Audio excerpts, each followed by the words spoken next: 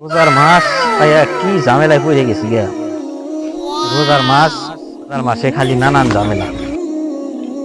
উদাই রোজার মাসে হুজুর গুলোও খায়া কাম পায় না। হুজুররা খালি কয় যে বিড়ি খাওয়া যাবো না, এটা খাওয়া যাবো না, ওটা খাওয়া যাবো না। বিড়ি খাইলে কি ও বিড়ি তো পেটে যায় না। বিড়ি খালি টান দিলি খালি আগুন ধরায়, টান দিলি খালি ধুমা বাড়ায়। এটা কি খাওয়া যাবো না? এটা কোনো কথা হইলো? এটা কোনো হাদিস হইলো?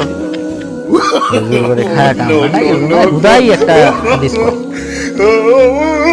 এটা কি এটা ছাড়া মানুষ থাকে? এটা মানুষ দেখেই তো খায় না। ভাত আর পানি তো আর খাইতেছি না, আর অন্য কিছু তো খাইতেছি না। ধুমা ধুমা তো আর পেটে যাইতেছে না। ধুমা তো বাই করে দিই। দেখা যাবো না, এটা কোনো কথা হলো? একটা খাই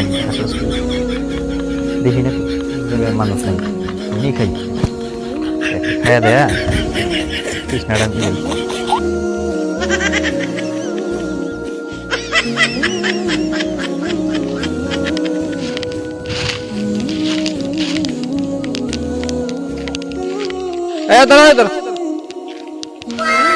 কি ওগুলা?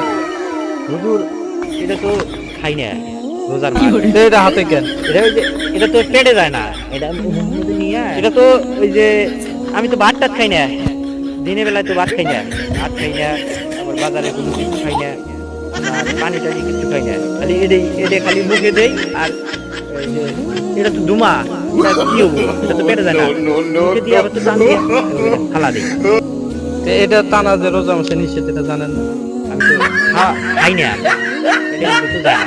কি করেন এটা ধুমা বাইরে আবার তো ওগুলি বাড়াই জায়গা ভিতরে না যাক? শুনে, রোজার মাস এটা হলো হাদিসের ভাষায়, কোরআনের ভাষায় এটা হারাম। নেশা করা হলো হারাম। নেশা যদি আপনি করেন, সেটা ভিতরে যাক আর না যাক, আপনি নেশা সেবন করলেই আপনার রোজা নষ্ট হয়ে যাবে। অতএব এই নেশা থেকে আপনাকে বিরত থাকতে হবে। এই নেশা আপনাকে করা যাবে, বুঝতে পারছেন?